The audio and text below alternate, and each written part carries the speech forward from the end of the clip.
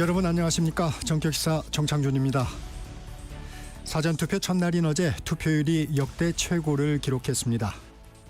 각 정당에서는 서로 유리하다는 해석을 내놓는 가운데 투표소 관리 부실이 도마 위에 올랐습니다.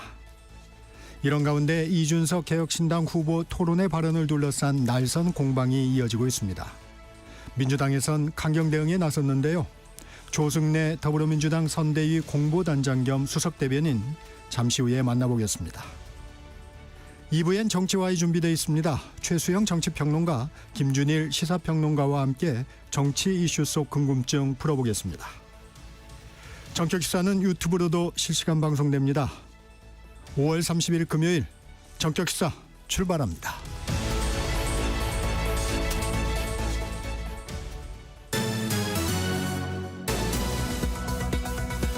뉴스브리핑 시작합니다. 한국경제신문 최영찬 기자 나와 있습니다. 안녕하세요. 안녕하십니까. 사전투표 첫날 투표율이 20%에 육박했습니다. 예, 어제 기준 19.58%에 이르고요. 네. 조금 전인 오전 7시 기준 오늘 투표죠. 발표한 걸 보니까 20.41%가 됐습니다. 네. 벌써 지금 906만 명이 투표를 마친 겁니다. 네. 첫날 투표 기준으로 봤을 때 역대 지금 최고치고요. 전국 선거에서 사전 투표율이 가장 높았던 게 3년 전 대선인데 당시 20대 대선 사전 투표율 첫날이 그때보다 어제가 2.01%포인트, 헌정 사상 또 처음 대통령 탄핵으로 치러진 19대 대선 때보다는 7.88%포인트 더 높은 겁니다. 네. 어제 보니까 이제 전남이 34.96%로 가장 높았고요. 대구가 가장 낮았습니다. 13.42%. 사전투표 오늘 오후 6시까지 이어지고요. 참고로 이번에는 주말에 사전투표가 없습니다. 본투표는 6월 3일 화요일입니다. 주요 대선 후보도 어제 사전투표를 했죠? 예, 다 했습니다. 이재명 민주당 후보 서울 신촌대학가에서 청년들과 함께 사전투표를 했습니다. 이 나라의 운명이 국민 손에 달렸다면서 투표 참여를 호소했고요. 사전투표 폐지를 공약했던 김문수 국민의힘 후보도 이 딸과 함께 이재명 후보의 국회의원 지역구인 인천 계양구에서 투표를 했습니다. 이준석 개혁신당 후보는 자신의 지역구인 경기도 화성 동탄에서 했고요. 권영국 민주노동당 후보는 전남 여수 국가산업단지에서 한 표를 행사했습니다. 중앙선관위가 사전투표 과정에서 관리가 부실했다고 인정하며 대국민 사과문을 발표했습니다. 그렇습니다. 서울 신촌의 한 사전투표소에서 투표용지 30에서 40장 정도 이제 그 투표소 외부로 반출되는 일이 어제 벌어진 겁니다. 네. 이 투표소 안에 대기 공간이 부족해서 투표용지를 받은 사람들을 1시간가량 건물 밖에서 대기시킨 건데요. 이 중에 일부는 투표용지를 들고 식당에서 식사까지 한 곳으로 좀 전해져서 논란이 됐습니다. 네. 그러자 이제 한밤중에 선관위 김용빈 사무총장이 사과문을 통해서 투표용지를 받은 관외 선거인 대기줄이 투표소 밖으로 이어지고 일부 선거인은 줄에서 이탈하는 등 통제가 부실했다면서 사과했습니다. 이러한 사건은 국민 상식선에서 있을 수 없는 일이라며 선관위의 잘못으로 유권자에게 혼란을 빚게 했다고 고개를 숙였습니다. 네. 참고로 이번에 선관위에서는 계속 대선에서 논란이 있자 이걸 불식시키기 위해서 사전투표함에 누가 접근하는지 또 투표함을 열려는 시도는 없는지 24시간 동안 볼 수 있도록 공개하고 있습니다. 유세 상황도 알아보겠습니다. 이재명 후보는 서울에서 이틀째 유세를 이어갔죠? 예, 이재명 후보 서울 송파 서초 등에서 유권자 표심을 공략했습니다. 그러니까 이곳들은 상대적으로 좀 민주당 지지세가 약하다 이런 평가가 나오는 곳들인데요. 네. 아무래도 좀 부동산 정책에 굉장히 민감한 곳이기도 합니다. 이 후보는 시장을 존중하는 안정적인 부동산 정책을 펼치겠다고 강조했습니다. 또 유튜브 방송에 출연해서는 이 부동산 가격 거품을 막기 위한 방안으로 주식시장 활성화를 거듭 강조했습니다. 이 후보는 당선될 경우 가장 주력해야 할 일로 민생 회복을 1순위로 지금 꼽고 있는데요. 또 미국 타임지와의 인터뷰도 어제 공개됐습니다. 네. 전 국민 1인당 25만 원 지원 정책에 대해서는 대선 후에 시행 여부를 검토하겠다고 밝혔습니다. 김문수 국민의힘 후보는 인천과 경기 지역을 돌며 유권자들을 만났어요. 예, 어제 인천에서 유세를 시작했습니다. 이름하여 이제 인천 상륙작전 대역전의 서막이라는 슬로건을 앞세웠는데요. 자유공원 메가더 장군 동상을 찾았습니다. 그러니까 한국 전쟁에서 이 인천 상륙작전으로 전세를 뒤집은 메가더 장군처럼 대역전극을 이루겠다고 말을 했습니다. 네. 김 후보는 이재명 민주당 후보의 가족 문제를 꼬집으며 거센 공격도 펼쳤는데요. 또 이제 정책도 비판을 했습니다. 외국 기업이 우리나라로 오지 않는 이유는 이 노동조합 때문이라는 주장을 하면서 파업 노동자에 대한 손해배상 청구를 제안하는 이재명 후보의 이 노란봉투법 공약도 비판했습니다. 개혁신당 이준석 후보는 서울 대학가를 찾았어요? 예, 이준석 후보 주요 지지층이 2030 세대인 만큼 이 대학가 위주로 표심을 구애하고 있습니다. 이준석 후보는 이재명 후보가 미래 세대의 돈으로 기성세대의 표를 사고 있다고 했고, 김문수 후보는 계엄과 탄핵에 진정성 있는 반성이 없다고 동시에 비판을 했습니다. 네. 이준석 후보는 특히 본인이 이제 이공계 출신임을 내세우면서 기성 정치권과는 다른 미래 세대, 청년 세대를 위한 해법을 만들어내겠다고 강조했습니다. 호남을 찾은 민주노동당 권영국 후보 여수 국가산업단지를 찾아서 온실가스 감축 등 기후위기 대응을 강조했습니다. 한국은행 우리나라 경제 성장률 전망을 암울하게 봤네요. 그렇습니다. 한국은행이 올해의 우리 경제 성장률 전망치를 당초에 이제 1.5%로 내놨는데 네. 어제 0.8%로 대폭 하향을 했습니다. 이제 글로벌 금융위기 당시인 2009년 수준 성장에 그칠 거란 예상인데요. 이 원인으로는 부진한 건설 경기가 꼽혔고요. 연 2.75%인 기준금리도 2.5%로 0.25%포인트 인하했습니다.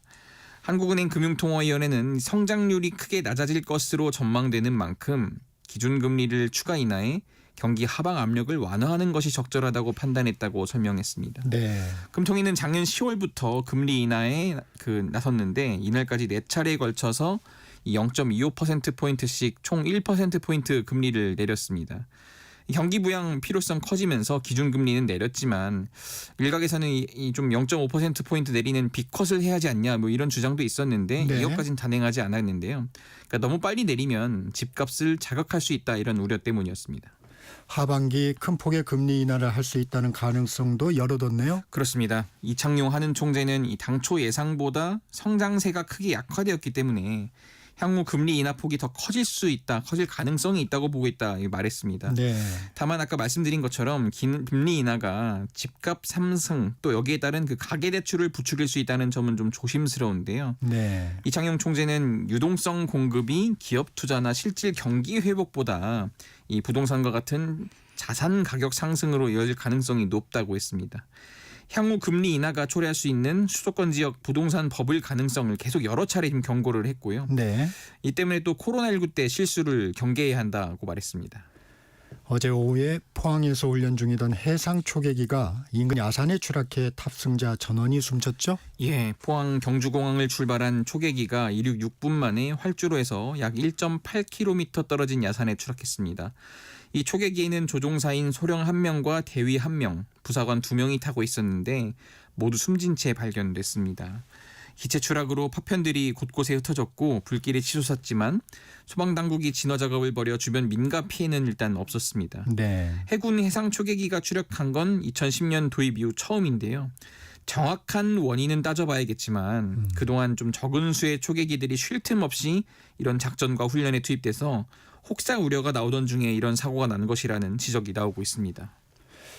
미국 연방국제통상법원에 의해 무효 판결을 받았던 트럼프 미국 대통령의 상호 관세 항소법원에 의해 곧바로 뒤집혔습니다. 예, 하루 만에 바뀐 건데요. 미국 연방항소법원이 이 도널드 트럼프 행정부 상호관세 부과 등이 무효라고 판단한 1심 효력을 일시적으로 일단 중단하기로 결정했습니다. 네. 항소법원은 현지 시각 29일이죠. 국제비상경제권한법에 근거한 트럼프 대통령의 관세 부과가 이제 무효라는 원심 판결을 일시 중단하기로 한 겁니다. 네. 사실 전날에 이 미국 국제무역법원이 재판관 3인 전원 일치 의견으로 이 상호관세는 위법하다고 판결을 했었는데 이것 따라서 이제 트럼프 대통령이 도입했던 상호관세뿐 아니라 뭐 캐나다, 미국, 멕시코, 중국 관세도 10일 내에 취소하도록 했거든요. 근데 바로 이제 항소를 했고 항소법원이 이제 하루 만에 결론을 내린 건데 결론 내린 게 아니라 일시적으로 일단 중지시킨 건데 일단 이렇게 결정을 하면서 트럼프 행정부의 상호 관세도 계속 효력이 유지가 됩니다. 다만 이번 판단은 항소심 재판부가 추가 판단을 내리기 전까지의 한시적인 조치여서요. 일단 재판부가 다음 달 5일까지 원고 측 주장을 제출하라고 했고 법무부도 다음 달 9일까지 답변을 제출하도록 지시를 했고요. 일단 이번 소송은 이렇게 되면은 결국 연방대법원에서 최종 결론이 날 전망입니다. 네, 여기까지 듣겠습니다. 지금까지 한국경제신문 최영찬 기자였습니다. 고맙습니다. 감사합니다. 전격시사 듣고 계신 지금 시각 7시 30분입니다. 날씨와 교통정보 듣고 전격시사 이어갑니다. 전격시사 날씨 정보입니다. 오늘도 전국이 대체로 맑은 가운데 초여름 더위가 이어지겠습니다. 지금은 선선하지만 한낮에는 서울 29도, 대전, 전주, 광주 27도 등으로 서쪽 지역은 30도 가까이 오르며 어제보다 조금 더 덥겠습니다. 큰 일교차를 주의하시기 바랍니다. 동쪽 지역은 북동풍의 영향으로 대구 26도, 부산 24도, 강릉 21도 등으로 어제보다 기온이 조금 낮은 곳이 많겠습니다. 오늘 아침까지 내륙 곳곳에는 안개가 짙게 끼겠고요. 오후에는 전남과 경남 지역을 중심으로 한때 소나기가 오는 곳이 있겠습니다. 주말과 휴일에는 전국이 대체로 맑겠고 동쪽 지역도 다시 기온이 오르면서 내륙을 중심으로 30도 안팎의 더위가 나타나겠습니다. 현재 서울의 기온은 18.1도입니다. 날씨 정보 송소진입니다. 이어서 이 시각 교통 상황을 KBS 교통정보센터 공인혜 씨가 전해드립니다. 네, 이 시각 교통정보입니다. 들으신 것처럼 커진 일교차에 아직까진 아침 안개가 짙은 곳들이 있습니다. 해안가와 교량 등 안개 구간 지나실 땐 전조등 활용하셔서 조심히 이동하셔야겠습니다. 먼저 고속도로 사고 구간 대구 부산고속도로 부산 쪽입니다. 청도 일교 부근 2차로에서 화물차 사고가 나 현재 1차로를 통해서만 지날 수 있고요. 뒤로 3km 구간 꽉 막힌 정체 이어집니다. 이 밖에 수도권 상습 정체 구간인데요. 서해안고속도로 서울 방향은 일찍 분기점부터 속도 뚝 떨어지고요. 수도권 제1순환선 판교에서 일산 쪽으로는 구리 남양주 요금소 4차로에서 사고가 나 주의가 필요합니다. 반대 일산에서 판교 방향도 서운 분기점에서 송내, 시흥 요금소 일대로 주춤하고요. 영동선 강릉 방향 서창 분기점 쪽 지나시기 가장 어렵습니다. 지금 서울 시내는 올림픽대로와 강변북로 모두 구리 잠실 방향으로 방화대교부터 동작대교 쪽 통과에 35분 정도 소요되며 비교적 수월한 편입니다. KBS 교통정보센터였습니다.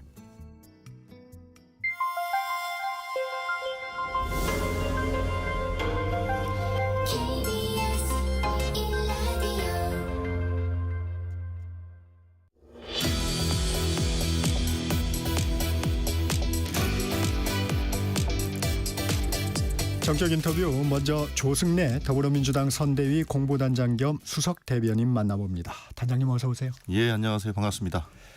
사전투표 첫날 평일이었는데 역대 최고 투표율을 기록했어요. 뜨거운 열기 어떻게 보고 계십니까? 예, 저도 어제 영등포에서 이제 사전투표를 했는데 보통 자기 지역에 내려가서 하게 되는데 지역을 내려갈 수가 없어서 영등포에서 투표를 했는데 상당히 많은 분들이 투표를 하고 계시더라고요. 그게 이제 아마 통계치로 나온 것 같습니다. 19.58%라는 사상 최고의 투표율이 기록됐는데 이건 아무래도 대한민국 현 상황을 타개하고자 하는 주권자들의 의지가 담겨 있는 것으로 보여지고요. 이미 이제 전조도 있었죠. 그 재외국민 투표가 그랬죠. 예, 거의 뭐 80% 가까운 79.5%라는 기록할 만한 투표율을 보여줬습니다. 그런 것처럼 주권자들의 투표 의지, 이 상황을 타개하고자 하는 열망과 의지가 매우 강력하다 이렇게 저희들은 보고 있고요. 근데 물론 오늘도 사전투표가 진행되는데 보통 사전투표는 하루는 주중이고 하루는 주말이 되거든요. 네. 그래서 보통 주말 투표율이 주중 투표율보다 아무래도 높게 돼 있습니다. 많게는 5% 적게는 한 3% 정도 높게 돼 있는데 오늘도 금요일이라는 주중이라서 어떨지 그건 또 끝까지 좀 지켜봐야 될 것 같습니다. 단장님 그 투표율에 따른 유불리는 좀 어떻게 분석하고 계세요? 투표율에 따른 유불리는 사실은 큰 의미는 없어 보입니다. 왜냐하면 어떤 지지자들의 투표율이 높은가 그건 사실은 알기 어렵거든요. 그런 점에서 보면 투표율 자체가 높다는 것은 선거 그 자체의 의미가 매우 크게 부각된다라는 것이기 때문에 그거는 대한민국의 그 민주주의나 그다음에 회복을 위해서는 무엇보다 투표율이 높은 건 매우 바람직한 일이죠. 그렇기 때문에 저는 최근에 80%를 넘은 적이 없었는데 정말로 그 정도로 한 10분 중 8분 정도는 최소한 참가하는 그런 투표가 됐으면 좋겠습니다. 근데 첫날 투표율을 보니까 민주당이 상대적으로 강한 호남 지역의 투표율이 좀 높았고 영남 지역의 투표율이 좀 낮았습니다. 이 부분은 좀 어떻게 보세요? 글쎄요, 이제 아무래도 그 국민의힘에서는 사전 투표에 대한 이 부정선거 시비를 많이 붙었지 않습니까? 그 영향이 강한 것 같고요. 그래서 상대적으로 뭐 이러저러한 조사 같은 걸 보면 국민의힘 지지자들은 본투표를 선호하고 민주당 지지자들은 사전투표와 본투표를 좀 균형되게 하는 이제 그런 차원으로 통계가 좀. 있거든요. 예. 그래서 그렇게들 해석하는데 그건 알 수 없는 겁니다. 알겠습니다. 어제 이재명 후보 대학가죠 서울 신촌에서 청년들과 함께 투표를 했는데 어떤 의미를 좀 전달하려 했을까요? 예, 아무래도 그 청년들은 현재 대한민국의 주역이자 또 한 20년, 30년 뒤에는 대한민국을 주도적으로 이끌어 나갈 미래 세대들 아니겠습니까? 네. 그런 측면에서 보면 현재 제기되고 있는 대한민국의 이 여러 위기들, 민주주의 위기나 경제 위기들을 극복할 힘은 또 결국에는 청년들로부터 나와야 된다라는 생각이고요. 그 청년들의 생각이 대한민국의 방향을 결정하는 것이 맞다 이렇게 저희들은 보기 때문에 사전투표를 청년들과 함께 한 것이고요. 특별히 이제 신촌이라는 지역은 이제 대학가기 때문에 아무래도 요즘 좀 덜하긴 하지만 그 이제 전국 각지에서 모인 학생들이지 않습니까? 그렇죠. 네, 그렇게 됩니다. 그렇기 네네. 때문에 사전투표를 좀 많이 하는 것이 필요할 것이고 또 한편으로는 6월 첫 주, 둘째 주가 보통 기말고사 기간이에요. 대학의 경우에는. 그렇기 때문에 아마 집에 내려가서 투표하기가 어려울 수 있습니다. 네. 그렇기 때문에 학생들은 또 대학생들은 좀 사전투표를 좀 적극적으로 참여하는 것이 어떨까 그런 캠페인의 일환이기도 합니다. 그런 부분을 독려하기 위한 의도도 그렇습니다. 있었군요. 예. 네. 김혜경 여사는 부산에서 따로 투표를 했어요. 특별한 이유가 있나요? 예, 뭐 특별한 이유라기보다는 그 지역이 대도시임에도 불구하고 인구가 좀 줄어드는 그런 지역으로 돼 있어서 지역 뭐 균형 발전에 대한 의지도 담고 있지만 사실은 김혜경 여사는 그동안 공식 선거운동 기간 내내 조용한 행보를 하고 있기 그랬죠. 때문에 그러니까 김문수 후보의 배우자인 설란영 여사에 비해서는 상당히 좀 조용한 내조를 했죠. 그렇습니다. 네. 그런데 이 투표소 관리의 부실이 좀 첫날에 드러났습니다. 투표용지 반출이 일어났는데 이 부분은 좀 어떻게 보셨어요?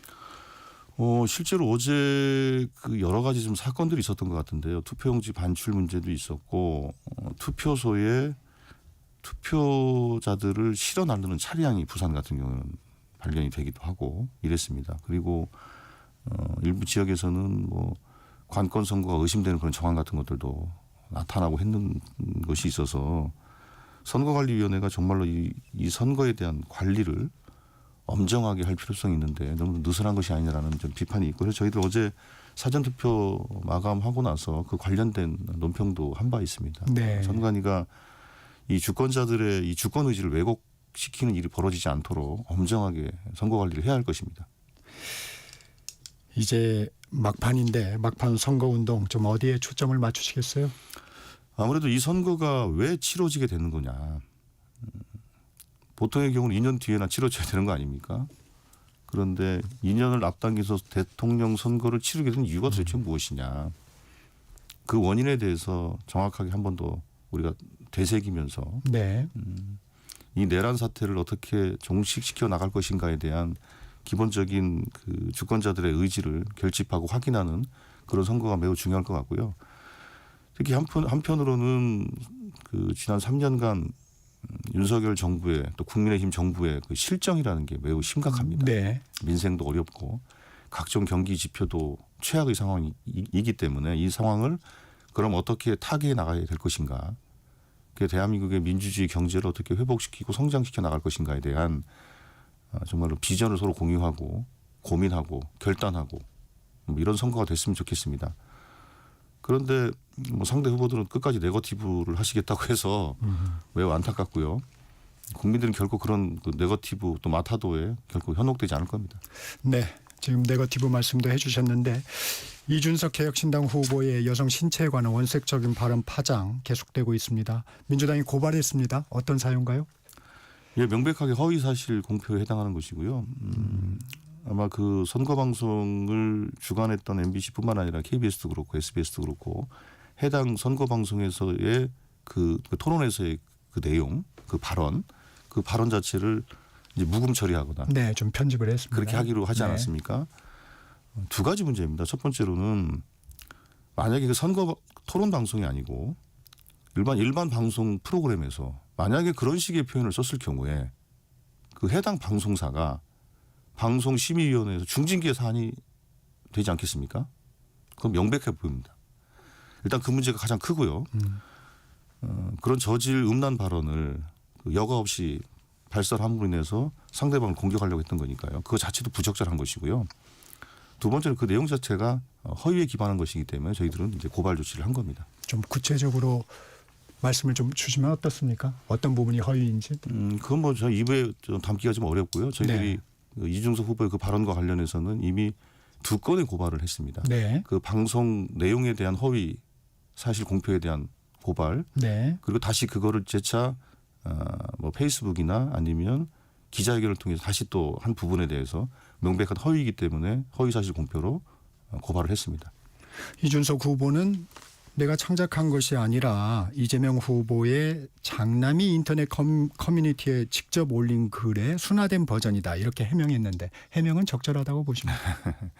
그거는 말이 안 되는 해명이고요.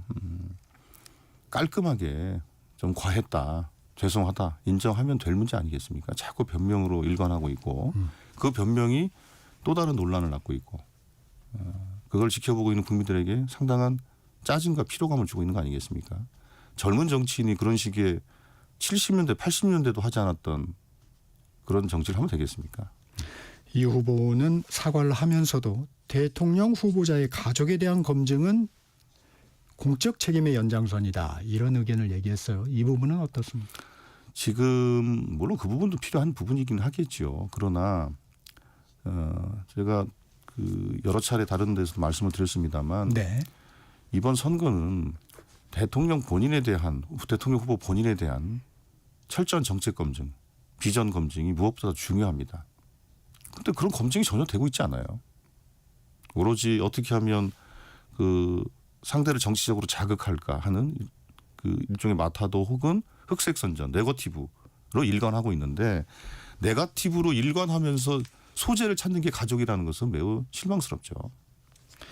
국민의힘에서 나경원 공동선대위원장은 이재명 후보가 아들 행위에 대한 사과를 먼저 해야 한다. 이 얘기를 했어요.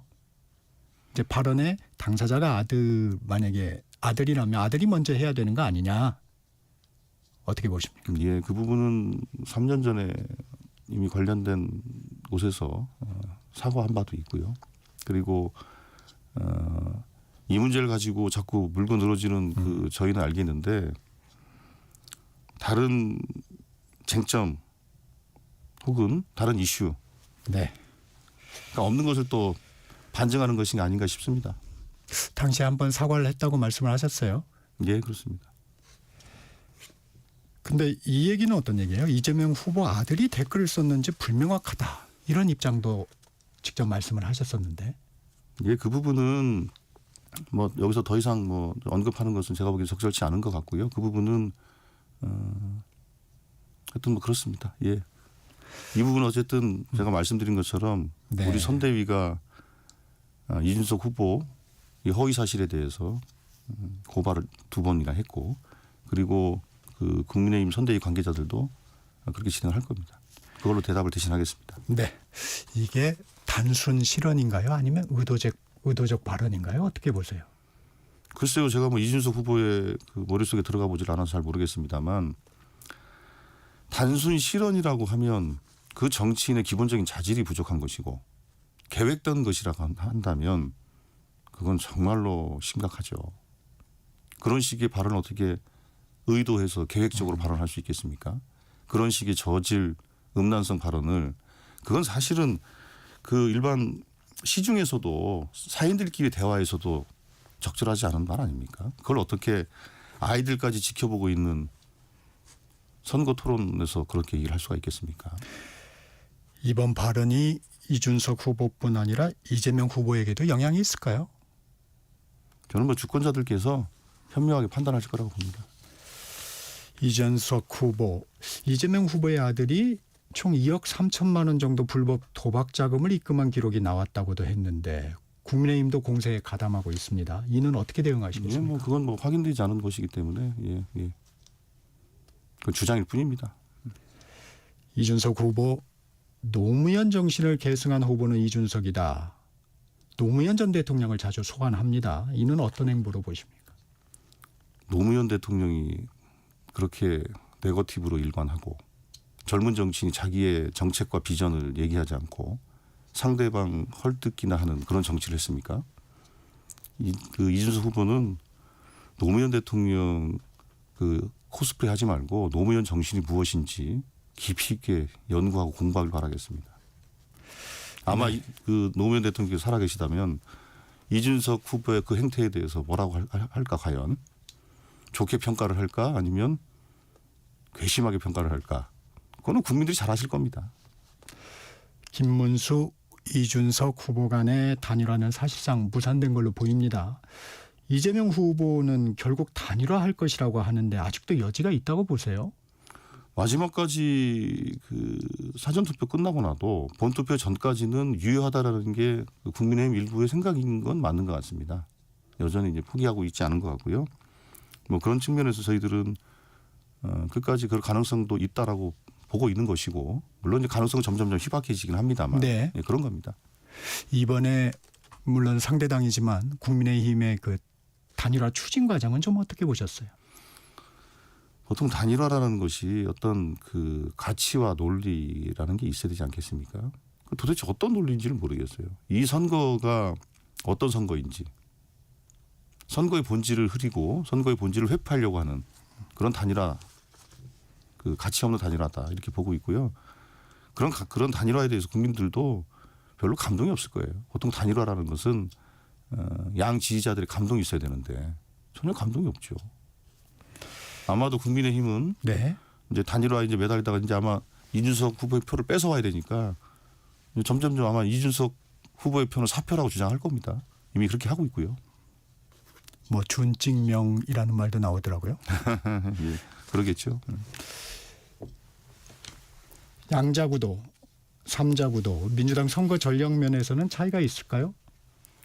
아무래도 뭐 상대가 둘이냐 뭐 셋이냐 혹은 하나냐에 따라서 당연히 구도는 좀 변화가 되겠죠. 그러나 그럼에도 불구하고 이번 선거의 본질은 변하지 않습니다. 이번 선거의 본질은 내란을 어떻게 정리할 것인가의 문제이고 그로 인한 그 정치, 경제, 사회적 이 위기를 어떻게 극복할 것인가가 본질이기 때문에 상대가 둘이든 셋이든 그것보다는 그 본질이 유지되는 또 그걸 확인하고 이 문제를 해결하는 그런 선거가 진행돼야 될 것입니다. 저희들이 지켜보기에는 물론 발언 파문도 있었지만 이준석 후보에 대한 공세도 좀 늘어가는 것 같습니다. 민주당에서. 예, 뭐 그거는 뭐 불가피한 면도 있을 수 있고요. 네. 워낙에 그 저열한 공세를 하고 있으니까 저열한 공세에 대해서 저희들이 응대를 안 하게 되면 그걸 또 인정한다고 그럴 거 아니겠습니까? 또 언론이 또 물어보고 있지 않습니까? 오늘도 이렇게 많이 물어보지 않습니까? 예. 네, 그렇습니다. 이낙연 새미래민주당 상임고문 얘기 좀 해보겠습니다. 어제 김문수 후보 찬조연설에 나섰는데 내란 심판은 이미 정리 단계지만 괴물 독재는 눈앞에 닥친 미래 문제다 이렇게 얘기를 했어요. 어떻게 들으셨어요? 그 이낙연 씨는 그 문재인 정부 때 총리도 하시고 네. 우리 당의 대표도 하신 분이 어떻게 내란 세력과 저렇게 손을 잡을 수 있는지 그거에 대해서 매우 안타깝고요. 그러니까 그 새로운 미래 그 내부에서도 탈당 행렬이 이어지고 있는 거 아니겠습니까? 도대체 납득이 안 되죠. 어떻게 그 내란 세력과 내란 그 동조 세력들과 어떻게 손을 잡을 수 있는 것인지에 대해서 매우 분개하고 있고요. 또 한편으로는 김대중 대통령과 함께했던 그 모임에서 또 문재인 대통령과 함께했던 그 모임에서 뭐 제명당하고 있지 않습니까? 네. 그거는 본인이 그동안 살아온 본인의 역사를 스스로 부정하는 그런 꼴입니다. 이미 그분은 정치적으로 큰 의미가 없다고 봅니다. 당내에서는 어떻게 보고 있어요? 당초에는 다른 후보를 돕지 않겠다 이런 입장이었는데 막판에 갑자기 입장이 좀 바뀌었습니다. 글쎄요, 뭐 저희들이 그 이낙연 씨의 그 행태에 대해서 뭐 이렇게 분석하거나 뭐 그렇게 크게 의미를 두고 있지 않습니다. 국민의힘이 대표적인 친윤 인사죠. 윤상현 의원을 공동선대위원장으로 임명한 것. 이건 어떻게 보고 계십니까? 그 당의 그 조경태 의원이 말씀하신 게 있습니다. 네. 예. 어떻게 그 내란 사태에 대해서 계엄과 탄핵, 파면 이 일련의 과정에서 한 번도 그 국민의 편에 서지 않고 윤석열 그 내란 수계를 일방적으로 편들었던 사람이 어떤 사과나 반성 한마디 없이 어떻게 선대위원장으로 합류할 수 있는가? 그 나는 선거운동을 같이 못하겠다 이러고 있는 거 아니겠습니까? 예, 그게 정확한 저는 진단이라고 봅니다. 김문수 후보 TV 토론 발언도 한번 살펴볼게요. 계엄은 잘못됐다고 분명히 했습니다. 그런데 계엄과 내란을 동일시하는 것은 맞지 않다. 이런 입장을 밝혔는데 이 부분은 어떻게 들으셨어요? 그건 뭐 이미 헌법재판소가 판단을 한 겁니다. 그 계엄 선포가 대통령의 권한이지만 대통령의 권한도 헌법과 법률에 의거해서 해야 되는 것이고 아무리 비상계엄이라 하더라도 국회 등 헌법기관을 소위 참칭하거나 할 수가 없는 겁니다. 그런 행위들이 내란 행위다라고 헌법재판소는 이미 명백하게 판단을 한 것입니다. 그 판단에 대해서 부정하겠다는 것인지 되려 묻고 싶습니다. 이 국민의힘에선 시흥시 거북선 논란과 관련해서 특위까지 만들고 국정조사까지 주장을 했는데 민주당이 어떻게 대응하시겠습니까? 그건 이미 그 제가 보기에는 국민의힘 내부에서도 이거 우리가 좀 소위 말해 똥볼 찼다 이렇게 생각하고 있는 것 같습니다. 과연 현지 가서 한번 거북선 상인들 그 시흥 시민들에게 한번 물어보십시오. 국민의힘 이 공세가 온당한 공세인지 말도 안 되는 주장인지 이미 확인이 될 것입니다. 이게 그런데 현장에 그 상가 공실이 많고 이런 부분이 있는데 이걸 성과로 내세우면서 조금 문제가 된 거 아닌가요? 그게 아닙니다. 거북선 문제는 이미 오래된 프로젝트였고 그게 공식적으로 인가되고 추진한 거는 이제 박근혜 정부 때입니다. 네. 그런데 그 계획 자체가 순탄하게 진행이 안 됐어요.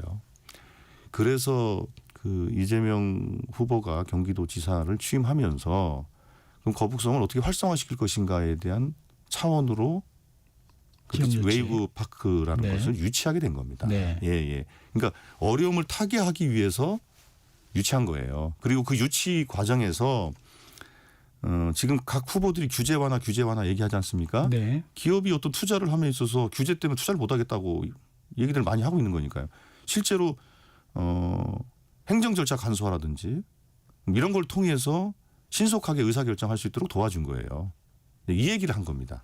근데 그거를 지금 현재 있는 상가 공실과 연결해서 말도 안 되는 주장을 펼치고 있는 것이거든요. 이게 전체적으로 결과가 좋았으면 그 문제가 없었을 텐데 예를 들면 지금 현재의 상황이 좀 안 좋다 보니까 그걸 일부러 끄집어낸 부분이 조금 그 공세의 그 표적이 된 것 같던데요. 뭐 그렇겠죠. 당연히 그럴 텐데.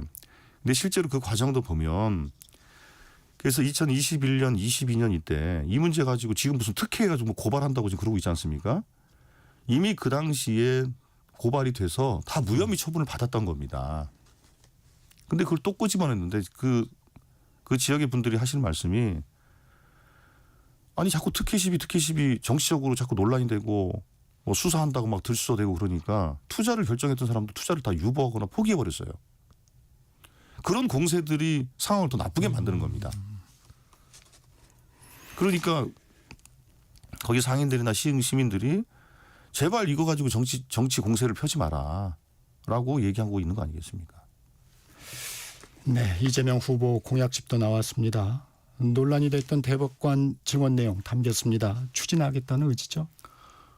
대법관 증언 문제는 그건 오래된 숙제이기도 합니다. 대법원이 그동안 그 사건이 너무 많이 쌓여 있어서 병목 문제가 심각하지 않습니까? 네. 그래서 뭐 한 60%, 70% 정도는 대법원 사실은 그 심사조차도 되지 못하고 있는 상황이고 또 어떤 경우는 제대로 된 심리를 통해서 결정을 하는 것이냐에 대한 의구심도 있고 또 어떤 측면은 너무 늘어져 가지고 심지어는 소를 제기하신 분 중에 막 돌아가시는 분들이 생기고 그때 이 문제를 어떻게 해결해 나갈 것인가가 오래된 대법원 개혁 과제 중에 하나인 겁니다. 이 해결 방안을 만들기 위해서 양승태 대법원장 시절에는 뭐 상고법원 같은 것들이 필요하다는 주장도 있었고 네. 대법관 증언도 주장이 있는 것이고 네. 이거는 저희들의 오래된 생각이고요. 법조계 안팎에서는 이 문제가 반드시 해결해야 된다라는 의견이 많습니다. 지금 숫자는 구체적으로 언급이 안 됐던데 예를 들면 그건 논의 과정을 거쳐서 한다는 얘기죠. 예, 뭐 적절하게 어느 정도 규모가 형성이 됐을 때 법관들도 그 심사 혹은 판단함에 있어서 좀 그 업무상 과중이나 이런 것들을 덜고 법관들이 업무 효율성을 높여주고 또 국민들에게는 사법적 안정성, 사법적 편익을 줄 것인가 그 수준을 논의를 통해서 결정하면 되는 겁니다. 네, 여기까지 듣겠습니다. 조승래 더불어민주당 선대위 공보단장 겸 수석 대변인이었습니다. 고맙습니다. 예, 고맙습니다.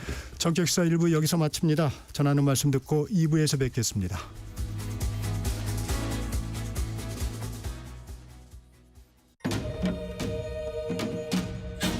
광복 80년 KBS 라디오 캠페인 밸류업 대한민국.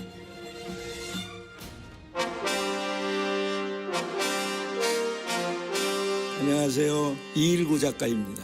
35년간 미술 직종에 근무하면서 다양한 작업을 해왔습니다. 방송국에서 문자 디자인을 했는데요. 특히 기억에 남는 게 장안의 화제가 된 용의 눈물, 지금도 방송되고 있는 아침마당, 인간극장 타이틀의 디자인 작업을 제가 담당했습니다. 글씨로 그 프로그램의 성격을 표현한다는 게 사실 쉬운 일은 아니죠. 엄청 고민을 많이 해요. 용의 눈물 같은 경우는 아마 한 1000번은 썼을 거예요. 지금 한글이 세계 문자 올림픽에서 금메달을 딸 정도로 한글의 조형이 굉장히 우수합니다. 그 조형 우수성을 표현해내고 하는 게 사실은 서예잖아요.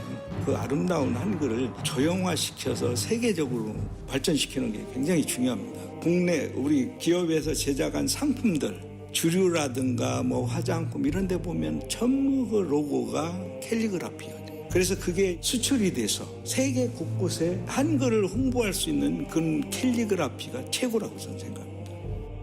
국가적으로나 작가 개인적으로 진짜 발전시켜 나가야 돼요. 새롭게 우리가 창신하는 그런 작업을 지속적으로 해서 우리 한글을 세계화시키는 데 알리는 게 작가의 몫이라고 생각하고요. 그게 생명이라고 저는 생각합니다.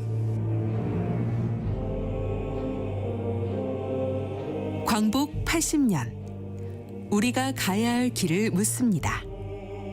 KBS 라디오 캠페인 밸류업 대한민국이었습니다.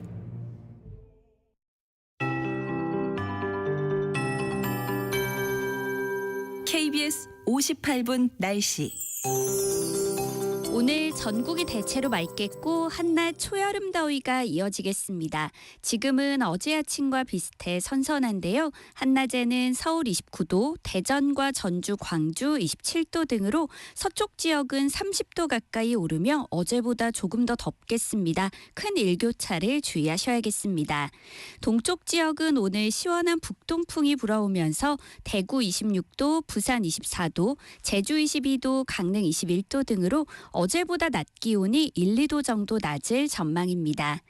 오늘 아침까지 일부 내륙과 강원 산지에는 가시거리 200m 미만의 짙은 안개가 끼겠고요. 안개가 걷히고 나면 전국에 맑은 하늘이 드러나겠습니다.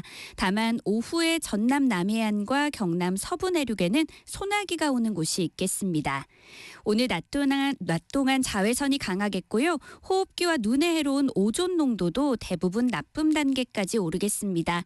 미세먼지 농도는 보통을 보이겠지만 서울과 인천, 경기 남부는 오전에 일시적으로 초미세먼지 농도가 나쁨 수준까지 오를 수 있겠습니다. 이번 주말은 모처럼 비 소식 없이 맑은 날씨가 예상되고 동쪽 지역도 다시 기온이 오르면서 내륙을 중심으로 30도 안팎까지 기온이 올라 덥겠습니다. 현재 서울의 기온은 19.2도입니다. 송소진입니다.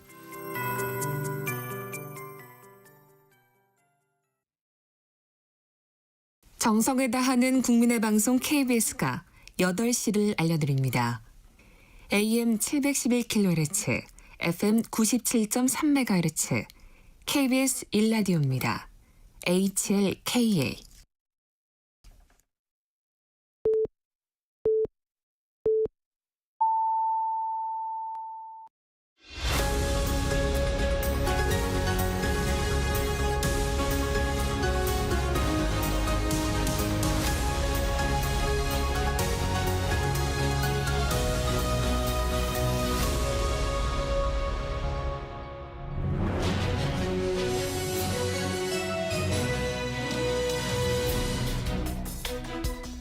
한 주간의 정치 이슈 속 궁금증을 풀어보는 시간입니다. 정치와이 오늘도 왜라는 질문 해보겠습니다. 최수영 정치평론가, 김준일 시사평론가 자리했습니다. 안녕하세요. 안녕하십니까.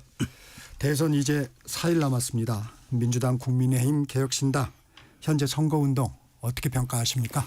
뭐 선거 이제 D-4 이제 뭐 막바지 왔는데요.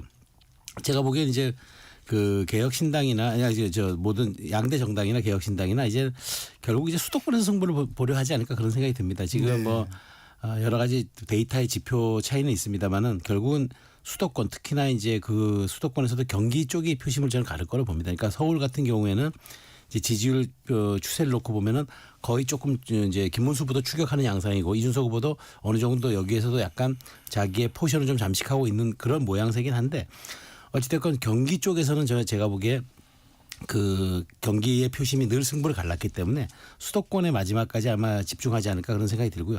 어쨌든 지금 이준석 후보의 그런 실언 논란으로 지금 그 촉발된 막판 이슈가 네. 이게 중도층에 어떤 영향을 끼칠지 사실은 지금 예단하기 좀 어렵긴 한데 어쨌든 지금 이재명 후보 쪽에서도 막판에 변수가 발생한 건 맞는 것 같고 네. 이준석 후보 입장에서는 이걸 어떻게 관리해내느냐 이 이슈를 이제부터 그게 이제 관건이 될 것 같고 김문수 후보 쪽에서는 이 이슈를 계속 마지막까지 부각시킬 겁니다. 본투표까지. 그런데 이제 이 이슈가 이제 과연 어느 정도의 표심의 출렁거림을 또 보여줄지 하여튼 요게 원래 이제 마지막에는 큰 이슈가 없었던 것으로 저는 이제 생각하는데 이게 막판 논란이 좀 영향을 대단히 좀 심각하게 끼칠 것 같다는 생각이 듭니다. 김준일 평론가님. 네. 뭐 그냥 이준석 뭐 지금 발언 블랙홀이 돼버렸어요 막판에. 예. 이게 이제 여러 가지 이제 함의들이 있는데 일단은 존경하는 최수영 평론가님께서 실언이라고 한 것에 대해서 저는 조금 이견이 있어요. 그러니까 이건 실언이 아니라 망언이다. 뭐 이런 생각을 하고요. 이제 여성 혐오 발언 논란 뭐 이 정도로 저는 규정을 하고요. 이게 보통은 1, 2위 후보의 막판에 접전 얘기 뒤집을 수 있느냐 없느냐 이런 게 이제 선거 막판에 나오는 거잖아요. 지금 제가 그냥 이건 체감상으로 이준석 얘기가 한 60-70% 지금 전체 언론에 나오는 게 네. 그리고 이재명 후보가 한 20% 그리고 김문수 후보가 뭐 한 5% 뭐 5% 뭐 이 정도 나오는 것 같아요. 지금 얘기 의제가 보면은. 독점됐군요. 예. 그러니까 이게 지금 뭐 뒤에 우리가 또 잠깐 얘기를 하겠지만 이준석 후보의 이런 지금 소위 말해서 이제 실언 이후의 대응들은 이건 전략적인 거다. 전략적인 거. 그러니까 이슈를 완전 독점하고 있어요. 그러면은 사표 방지 심리 얘기가 언론에서 계속 얘기가 나와야 네. 되고 막 이래야 되잖아요. 그래야지 소위 말해서 이제 김문수 후보가 이준석 표를 또 가져올 거 아니에요. 그 얘기가 거의 안 나와요. 지금. 그러니까 이거는 지금 전략적으로 이를테면 사과가 이게 제대로 된 사과가 맞느냐. 이런 얘기들이 나오고 있거든요. 그런데 이슈를 계속 키우면서 이건 끝까지 가 있거든요. 노이즈 마케팅 지금 하고 있다 저는 이렇게 봅니다. 네. 그러니까 그 말씀을 저도 동의하는 게 이걸 한마디로 표현하면 이슈 상업주의라고 저는 생각을 합니다. 그러니까 네. 이제 이준석 후보가 사실 그 2차 토론, 3차 토론에서 이렇게 세게 나간 거 전 제가 보기에 그러니까 저는 이제 실언이라고 한 거는 이제 좀 과했다는 의미의 실언이고 네. 준비된 발언이었던 건 맞는 것 같아요. 왜냐하면 네. 맥락을 쭉 놓고 보면은 이게 그냥 돌출된 발언이 아니라 마지막에 이제 질문을 할 때 권영 후보에게 물어야 되겠다고 써온 것 같아요. 네. 그러니까 이제 그건 왜 그랬냐면 이 얘기를 함으로써 본인이 단일화에 대해서도 본인이 완전히 선을 그을 수도 있고 그다음에 이재명 후보와 1대1 구도를 자기가 완벽하게 정립함으로써 그 단일화 논의도 논의지만 여기에 대해서 막판 자기가 이슈 집중도를 좀 끌어올리겠다. 그러니까 제가 이슈 상업주의라고 표현한 게 거기에 이제 맥락을 둔 건데요. 근데 이제 그 다음을 놓고 보면은 이준석 후보도 약간 당황한 것 같아요. 이게 이 정도였나? 파장이. 예, 그렇죠. 후폭풍이 이게 이 정도였나 했는데 잘 생각해 보면 여기에서 출구 전략을 짜는 것보다 차라리 이 문제를 더 그러니까 사과는 하되 이 문제를 더 끌고 감으로써 오히려 이슈 집중도를 더 끌어내자. 그러니까 김준희 평론가 말씀에 제가 동의하는 거죠. 그래서 마지막 3, 4일 한번 가보자고 생각한 것 같아요. 그러지 않고 지금 그래서 이제 그 사례가 뭐냐면 준찍명이 사라졌어요. 원래 이준석을 찍으면 이재명이 된다는 캠페인을 국민의힘이 하려고 했고 또 시도했는데 그게 이 발언으로 싹 묻혀져 버렸어요. 오히려 이제 그 국민의힘 입장에서는 어떻게 이 이슈를 자기 쪽으로 활용할 것인가와 이준석과의 등거리를 어떻게 유지할 것인가 이게 지금 관건이 되어버렸기 때문에 어찌됐건 이준석 후보 입장에서는 이게 어떤 표의 득실로 나올지는 저도 예단하기 어렵습니다만은 어찌됐건 이슈 상업주의에는 뭐 성공했단 말이 좀 뭐하지만 어쨌든 본인의 의도가 조금 관철되진 않았나 그런 생각이 듭니다. 지금 약간 의도적이었다 뭐 이런 분석도 해주셨는데 이준석 후보가 그러면 노린 어떤 전략이라고 그럴까요? 그런 부분은 뭘까요? 그러니까 1차, 2차 토론 이제 3차 같은 경우에는 다음 날부터 여론조사 공표 금지 기간이었으니까 이거에 대해서 평가를 하기가 좀 어려운 부분이 있고 실제 지표로 근데 1차, 2차 보면은 뭐 제가 수치는 말씀 안 드리겠지만은 이준석 후보에 대해서 토론 잘했다. 라는 평가가 상당히 높았어요. 네. 상대적으로 이제 지지율 대비 그 비교해 주셨죠. 예, 마진을 많이 남겼다. 그러니까 제가 이제 그런 표현을 썼는데 그러니까 이게 고무된 거죠. 사실은 1차, 2차도 굉장히 네거티브였어요. 굉장히 네거티브였고 뭐 그거는 언론에서도 많이 정책에 실종됐다라고 했는데 이제 3차 마지막 정치 토론이니까 정치야말로 다들 자기가 제 전공 분야라고 생각할 거 아니에요. 그러니까 이제 정책보다는 네거티브가 나왔는데 저는 이제 다른 거보다도 여기에서 마지막까지 네거티브를 해서 이재명에 맞상대는 이준석이다 이거를 이제 각인시키려는 거 그게 뭐 말씀하시면 이제 사표 방지 심리 이런 것들도 조금 희석시키고 뭐 이건 것 같은데 제가 이제 좀 이 화요일 밤부터 이 이슈가 있었잖아요. 네. 지금 나흘째 지금 이 얘기를 하면서 제가 진짜 강력하게 비판을 했거든요. 네. 예, 이게 왜 이제 그러면서 이제 지치다. 때리다가 지친다 이런 느낌이 드는데 좀 한 번 더 마지막으로 이 얘기를 안 할 수가 없는데 네. 정치 그런 식으로 하지 마라. 제가 이준석 후보한테 그런 얘기를 했어요. 왜 그러냐면은요. 이게 말씀하셨지만은 기본적으로 TV 토론을 준비를 하면은요. 다 모여서 해요. 기본적으로 어느 정도 규모가 몇 시간을 하느냐에 따라서 1박 2일 동안 하는 후보도 있었습니다. 뭐 심상정 후보 같은 경우에는 아예 집에를 안 보냈다. 옛날에 막 이렇게 막 24시간 동안 막 준비하고 발언 하나하나까지. 그럼 이 발언이 분명히 나왔고 그 캠프 최소한 그 TV 토론 준비하는 그 팀에서는 알았을 거 아니에요. 여성의 특정 신체 부위를 저렇게 노골적으로 얘기하는데 아무도 제지를 안 했다라는 게 저는 충격적이에요. 그러니까 이게 집단 사고, 그룹 싱킹 그 비슷비슷한 생각을 하는 사람들끼리 모여가지고 이렇게 하는 거야. 그러니까 온라인 커뮤니티 팸코 같은 거 보면서 정치하지 말고 국민 일반적 상식의 눈높이에서 해라.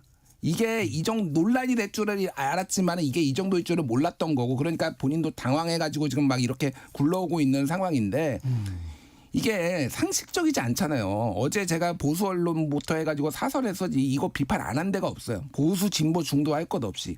그러니까 상식에 기반을 해서 해야 되는 거예요. 근데 이게 지금 이게 이준석 후보의 또 그쪽의 생각은 뭐냐면은 이 논란이 있더라도 생각보다 이 지지 이탈이 크지 않을 거라고 보는 거예요. 왜 그러냐면요.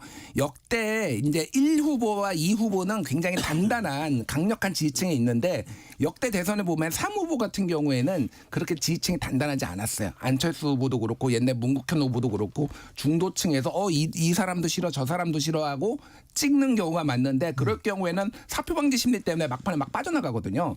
이준석은 좀 그때 그거랑 다릅니다. 그러니까 코어가 단단해요. 그러니까 2030 남성을 중심으로 해서 굉장히 단단하기 때문에 덜 이탈할 거다. 지금 보는 거고 그들의 정서 모두가 그렇다라고 하진 않지만 상당수가 크게 문제되지 않는다라고 봐요. 이거를.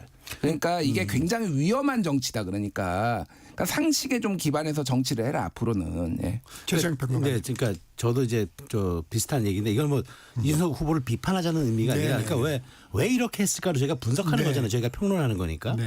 그러니까 지금 말씀하신 대로 준직명을 사라지게 하는 데는 이게 도움이 됐어요. 도움이 됐고, 근데 이제 여기서 저도 드는 아쉬움은 이제 여기 집단 사고를 얘기했는데 저는 어떤 걸 보냐면 윤석 후보가 벌써 정치한 지가 14년이 된 분입니다. 그러니까 2012년에 데뷔를 했으니까 14년이 됐죠. 횟수로 보면은. 근데 이제 저희가 왜 흔히 이런 얘기들 하잖아요. 싸우면서 닮아간다고. 그러니까 윤석열 대통령과 싸우면서 닮아간 거고 이재명 후보와 맞붙으면서 이재명 후보를 닮아갔다. 저는 이렇게 봅니다. 그러니까 이건 제가 뭐 비아냥도 아니고 사실은 뭐 조롱도 아니고 이건 정확하게 저는 이제 저도 언론인으로서 정치판도 취재하다가 이렇게 평론하다가 이렇게 쭉 보면은 윤석 후보가 당대표가 되고 나서 이제 국민의힘 당대표가 되고 나서 윤석열 대통령을 당선시키고 사실 본인이 어찌 보면 허니문 기간을 좀 거쳤어야 되는데 가장 본인의 이른바 한동훈 전 대표의 말을 빌는 화양연화가 바로 그때였는데 그때 사실은 너무 거칠게 싸웠어요. 너무 거칠게 싸우면서 본인의 그런 어떤 아이덴티티를 형성하는데 굉장히 부정적 시기였던 것 같아요. 그리고 이제 그걸 넘어서서 이제 그때 이제 막 울면서 이제 당에서 쫓겨나고 하면서 이제 다시 개혁신당이라는 걸 해서 어쨌든 동탄 모델을 통해서 본인은 총선에서 약간 성공의 맛을 봤어요.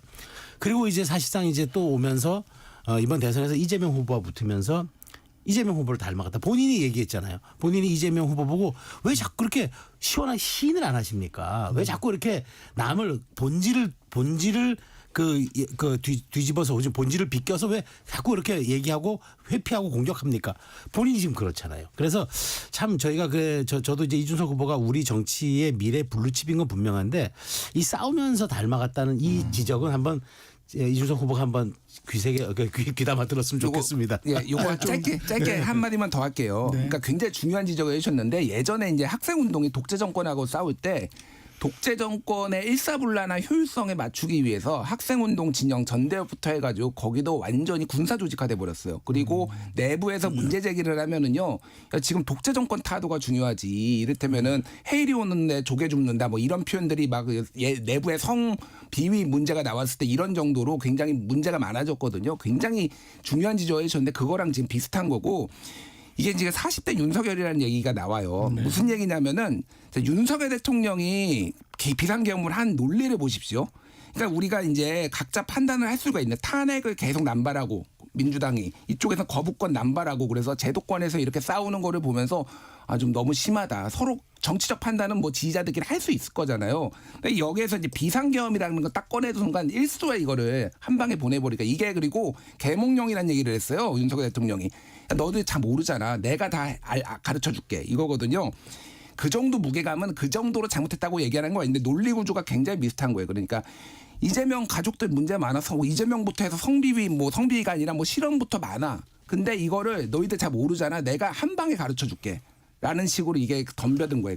그러니까 그렇게 그냥 상식적으로 그런 정도까지 단어까지 안 쓰고 했으면 또 네거티브하네 하고 그냥 공론장에서 평가가 됐을 거예요. 근데 한 방에 가르쳐 줄게. 이게 확실한 거야라고 이런 식으로 폭력적인 방식으로 비상계엄이 폭력적이었던 것처럼 이런 식으로 이제 했다라는 거예요. 굉장히 닮았다 지금 이 논리 구조가. 예. 이 김준일 평론가의 오디오 톤이 굉장히 높네요. 지금 그러니까 계속 제가 지금 에스컬레이터 되고 있어요. 나흘째 높아가지고 굉장히 힘듭니다. 제가 지금. 목도 아픈 것 같아.